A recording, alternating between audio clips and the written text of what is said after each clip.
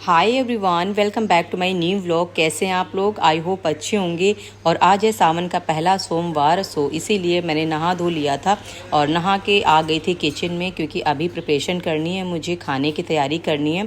और बेटी उधर रेडी हो रही है स्कूल के लिए और मुझे किचन में खाना बनाना है, क्योंकि उसको अभी लंच पैक करके देना है। और साथ में ही एक्स्ट्रा जो भी हम खाना बनाते हैं वो मॉर्निंग में ही मैं कोशिश करती हूँ कि बना लूँ, ताकि जो दिन का टाइम है वो यूटिलाइज़ हो सके। और वैसे भी दोपहर में मैं दोपहर का खाना बनाती हूँ, सो इसीलिए सुबह मतलब बनाती हूँ। इतना नहीं बनाती हूँ कि दोपहर तक चल जाए, बट इतना बनाती हूँ कि सुबह का नाश्ता हो जाए, या जैसे हम डायरेक्ट खाना भी खाते हैं तो डायरेक्ट खाने के लिए भी जो भी इंतज़ाम करना होता है वो सारा बंदोबस्त हो जाए। और जैसा कि आप सभी को पता ही है कि मैं एक हाउसवाइफ और मदर होने के साथ साथ एक एस्पिरेंट भी हूँ, और मैं अपनी पढ़ाई भी करती हूँ। और मेरा जो अभी एग्ज़ाम लगा हुआ है वो आर का 27 जुलाई को लगा हुआ है। और देखिए अभी जो है वो 8-9 दिन ही बचे हुए हैं हमारे एग्ज़ाम को लेके। और साथ साथ मैं KVS PRT की भी तैयारी करती रहती हूँ। और आप लोग जैसे कमेंट भी करते हो कि आप TGT PGT की तैयारी कर रहे हो या फिर PRT की, तो मेरा जो DLED है वो उसी के बेसिस पे मैं सिर्फ जो KVS PRT है उसी के लिए एलिजिबल हूँ। सो उसी की मैं प्रिपरेशन करती हूँ। और आज पूरे दिन में मैं एक ही सब्जेक्ट पढ़ने वाली हूँ, और वो है रीजनिंग की प्रैक्टिस। और इसमें मेरा जो टॉपिक रहेगा वो ये रहेगा कि डायरेक्शन और डिस्टेंस की मैं प्रैक्टिस करूँगी, साथ में कोडिंग डिकोडिंग। ये जो दो टॉपिक है इनकी मैं प्रैक्टिस करूँगी। और अभी ना कुछ दिनों से मेरे साथ में ऐसा हो रहा है कि मुझे बिल्कुल भी टाइम नहीं मिल पा रहा है, क्योंकि ना जितना मैंने अभी तक पढ़ा हुआ है ना उसका भी सोचे रिविज़न नहीं हो पा रहा है। सो इसीलिए ना मेरे मन में बस बार बार यही ख्याल आ रहा है कि पता नहीं मुझे मेरी जो तैयारी अभी इस समय जो चल रहा है ना रिवीजन का, वो मुझे बिल्कुल टाइम नहीं मिल पा रहा है। तो ना थोड़ा अंदर से ना मोटिवेशन भी हो रहा है, और इसीलिए व्लॉग भी नहीं कंटिन्यू नहीं हो पा रहे थे, क्योंकि ना टाइम की इतनी ज़्यादा शॉर्टेज हो रही थी। मेरी बेटी के एग्जाम चल रहे हैं, मेरे भी एग्जाम, मेरा बस दिन रात में ये सोचती रहती हूँ कि किस तरह से अपना टाइम को बचा लूँ, जिससे ना मैं अपना टाइम मैनेज कर सकूँ। सो इसीलिए ना टाइम मेरा अपना खुद का अपने लिए नहीं निकल पा रहा है, क्योंकि ना दोपहर में 12-1 बजे के बाद में बेटी आ जाती है। दिन इसके बाद में पूरा जो टाइम होता है ना उसी के लिए बस होता है, क्योंकि उसका रिविजन कराना है। 6 से 7 चैप्टर्स आ रहे होते हैं, तो इसीलिए ना बैक टू बैक एग्जाम लगे हुए हैं। सो मेरे लिए अपना जो टाइम है ना वो दोपहर के बाद वाला बिल्कुल टाइम नहीं मिल पा रहा। दोपहर से पहले पहले घर के काम भी होते हैं। 3 से 4 घंटे जो टाइम निकलता है ना दोपहर वाला, मतलब कि सुबह वाला, सो उसी में बस अपनी पढ़ाई कर पाती हूँ। सो इतने में तो मेरा बस यही अंदर से बहुत ज़्यादा डिमोटिवेशन हो रहा है कि जिस हिसाब से मेरी जो तैयारी चल रही है ना, पता नहीं मुझे सरकारी नौकरी मिलेगी या नहीं मिलेगी, पता नहीं मेरा एग्ज़ाम कैसा जाएगा। अंदर से ना बहुत ज़्यादा टेंशन हो रही है। और आप लोग के साथ भी ऐसा होता है क्या? कमेंट करके ज़रूर बताना है, क्योंकि ना जैसे जैसे एग्जाम आ रहा है वैसे पता नहीं कितनी सारी सिचुएशन ना अगेंस्ट होने लगती हैं। और यहाँ पे भी दोपहर का टाइम हो रहा है और बेटी स्कूल से आ गई थी। खाना खिलाने के बाद में ना मैंने उसको सुला दिया था, क्योंकि ना बैक टू बैक एग्जाम लगे हुए हैं, क्योंकि और एग्जाम के बीच में कोई भी गैप नहीं है।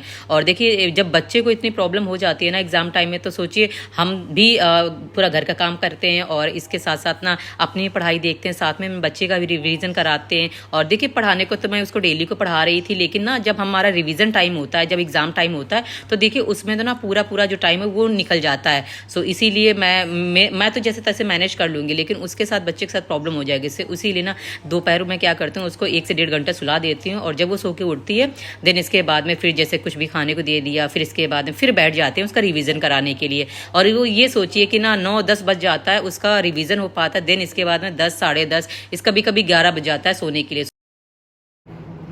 और अभी बज रहे हैं शाम के 4।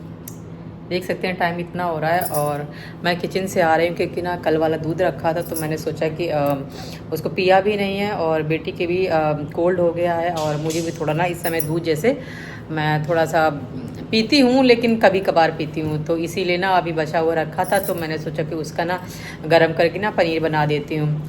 और अभी ना बेटी को मैं पढ़ाऊँगी, और आज तो बस बहुत ही कम मेरी पढ़ाई हो पाई है, लेकिन क्या कर सकती हूँ। अब अभी बैठ जाऊँगी अपनी बेटी को पढ़ाने के लिए। उसका एग्ज़ाम बैक टू बैक लगा हुआ, एक भी दिन का गैप नहीं है।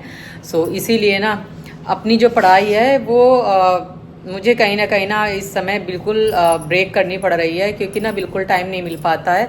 और जैसे स्कूल है वो चली जाएगी और चली जाती है स्कूल, और दोपहर को ना 1 बजे आ जाती है, 1 सवा 1 बजे। तो इस बीच आप समझ सकते हैं मेरी ना सुबह से कितनी पढ़ाई हो पाएगी। मुश्किल से 3-4 घंटे जो भी मुझे टाइम मिलता है उतना ही, और 1 या 2 सब्जेक्ट ही पढ़ पाऊँगी। और इसके बाद दोपहर वाला जो जितना भी टाइम है ना अब मैं बिल्कुल भी नहीं पढ़ पाऊँगी। और समझ सकते हैं इसी तरह की ना जो हाउसवाइफ की जो लाइफ होती है ना वो ऐसे ही होती है। और बस यही होता है। और पता नहीं कैसा मेरा एग्ज़ाम जाएगा कैसा नहीं जाएगा, क्योंकि ना अभी जो है रिवीजन मेरा बिल्कुल भी नहीं हो पा रहा है, बहुत ही कम रिवीजन हो पा रहा है। जितना मैंने पढ़ा था सोचे उतना भी रिवीजन नहीं हो पा रहा है। बस इसी चीज़ का अफसोस है मुझे कि ये जो टाइम चल रहा है ना मेरा और मेरी बेटी के एग्ज़ाम का ना, दोनों ना पैरेलल में चल रहे हैं। सो इसीलिए ना दोनों चीज़ें ना बहुत ज़्यादा प्रॉब्लम कर रही हैं। अब देखते हैं मैं तो अपना पढ़ाई जो है वो बीच में स्टॉप भी कर सकती हूँ, लेकिन उसका नहीं कर सकती ना। अब जो लोग भी हाउसवाइफ होंगे वो समझ सकते हैं, इसी तरह की जो लाइफ होती है ना वो बहुत ज़्यादा डिफ़िकल्टी होती है। और यहाँ पे अब मैं बैठ गई हूँ उसका रिवीजन कराने के लिए, क्योंकि ना आज है 14 जुलाई। सो 14 जुलाई का ही ये व्लॉग है, और आज से ही उसके एग्ज़ाम शुरू हैं, और अगले जो है 10-15 दिन ये एग्ज़ाम चलने वाले हैं। और इसके साथ साथ ही 10-15 दिन में सोचिए मेरा क्या होने वाला है वो आप समझ सकते हैं। सो यहाँ पे बस मैं उनका जैसे जो भी है जिन चैप्टर्स आ रहे हैं उसका रिवीजन करा रही हूँ, और साथ में जो रिवीजन शीट मिलती है वो भी, साथ में जो चैप्टर वाइज जो रिवीजन शीट मिलती है वो सारी चीज़ें वो सब देखनी पड़ती हैं। सो हस्बैंड के पास भी इतना टाइम नहीं होता है कि वो बच्चे को देख ले। जब उनको टाइम होता है ना वो बीच में देख लेते हैं, लेकिन बहुत ही रेयर केसेस में। और पिछले कुछ टाइम से ना तो वो उनके पास बिल्कुल ही टाइम नहीं होता है। पहले तो एग्ज़ाम टाइम में वो थोड़ी सी हेल्प भी करा देते थे, लेकिन अभी क्या है कि मुझे ही सब कुछ मैनेज करना पड़ रहा है। इसीलिए अभी मैं अपना जो एग्ज़ाम है उस पर तो देखिए जो भी मेरा फोकस हो पा रहा है वो तो हो ही रहा है। साथ साथ में जैसे केवीएस की भी तैयारी कर रही हूँ, और अभी देखिए नोटिफिकेशन तो आया नहीं है, बट जब तक नोटिफिकेशन आएगा ना होपफुली मेरा उसका जो सिलेबस है वो मैं अपना कंप्लीट कर लूँगी। इसीलिए मैंने 1-1.5 महीने पहले से अपनी तैयारी शुरू कर दी है, और इसी कोशिश में है कि कोई ना कोई एग्ज़ाम मेरा क्लियर हो जाए, ताकि ना अब ये जो है ये 2025 यूँ ही फालतू का बेकार ना जाए, और इस जो 2025 में ना कोई एक वैकेंसी हमारे हक में हो, हमारे हाथ में एक सीट ज़रूर हो।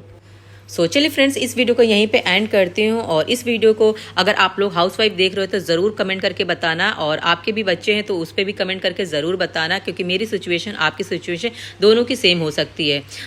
मिलते हैं नेक्स्ट वीडियो में, जो भी नेक्स्ट व्लॉग मेरा आने वाला होगा। और वीडियो पसंद आए तो लाइक कर दीजिएगा, चैनल पर नए तो चैनल को सब्सक्राइब